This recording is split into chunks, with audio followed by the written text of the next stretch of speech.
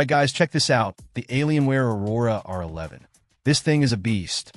It's Alienware's most advanced Intel-based mid-tower. And let me tell you, it packs a punch. We're talking a 10th Gen Intel Core i7-10700KF processor. That's some serious horsepower right there. Paired with 16 gigabytes of HyperX Fury RAM at 2933 MHz, multitasking is a breeze. Seriously, you can have a ton of applications open, stream, and game all at the same time without this thing breaking a sweat. Now let's talk graphics.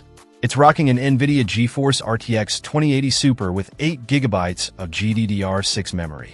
That means smooth gameplay, high frame rates, and stunning visuals. Plus, it's liquid-cooled, which keeps things running nice and cool even when you're pushing it to the limit. No overheating worries here.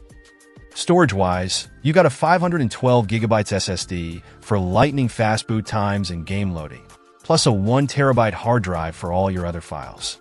Plenty of space for your games, media, and everything else. One of the things I love about Alienware is the customization. You can tweak key components to really dial in your perfect setup. And let's not forget the aesthetics. This thing looks amazing. The Dark Side of the Moon chassis is sleek and futuristic, and the programmable RGB Alien FX lighting zones add a touch of personalized flair. You can customize the lighting to match your setup or your mood. It's a really nice touch. Now, this thing isn't exactly lightweight. It weighs in at over 41 pounds, so it's not something you'll be moving around a lot. But honestly, with this kind of power, you won't want to... This is a desktop built for serious gaming. So who is this for?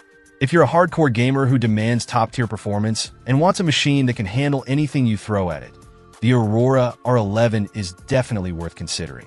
It's a premium machine with a premium price tag, but you're getting what you pay for. Power, performance, and that signature Alienware style. Let me know what you think in the comments below. Are you rocking an Aurora R11? What are your experiences with it?